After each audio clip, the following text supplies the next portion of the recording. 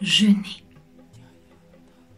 C'est dans un premier temps s'abstenir de boire, de manger, de s'accoupler du lever au coucher du soleil.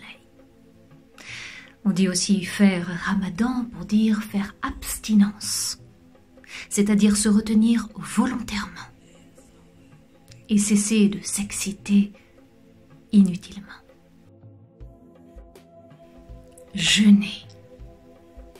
Dans un deuxième temps, c'est se tenir à l'écart du péché, s'écarter des 7 péchés capitaux: l'orgueil, l'avarice, la luxure, l'envie, la gourmandise, la colère, la paresse. Jeûner. Dans un troisième temps, c'est saisir le lien qui existe entre l'être et le temps, en faisant preuve de patience, vertu par excellence qui s'oppose au vice, qui pourrit la vie de toute existence, l'impatience. La légende raconte que nous avons été chassés du paradis à cause de notre impatience, et que nous n'avons aucune chance d'y retourner à cause de notre impatience. Jeûner. Dans un quatrième temps, c'est faire acte de pénitence.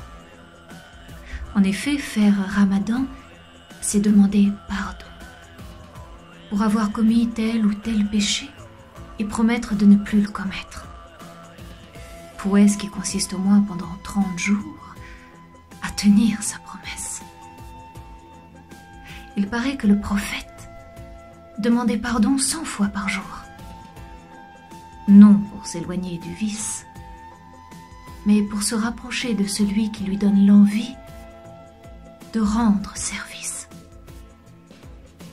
En arabe, un mot et un seul nous débarrasse du démon d'Iblis. Astaghfirullah. Jeûner.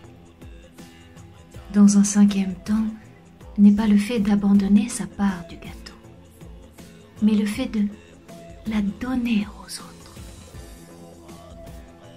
Il n'y a pas de ramadan sans ce don, pur et désintéressé.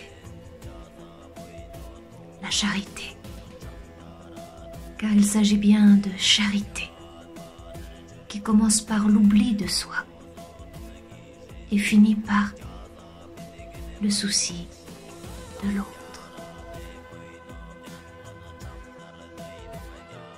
Jeûner. Dans un sixième temps, c'est se dire « j'efface tout et je recommence.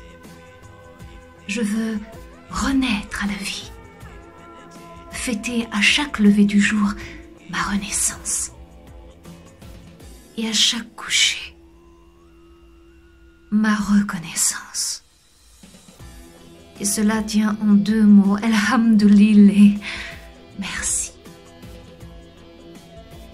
Merci. Et merci.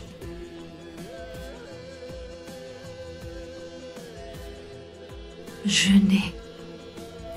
Dans un 7e temps, c'est se demander s'il est possible de vivre en laissant toute l'injustice du monde s'abattre sur d'autres,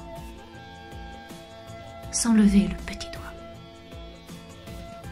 La Palestine est le premier et le dernier souci de ceux qui ont encore la foi. La ilaha illallah Muhammadur Rasulullah.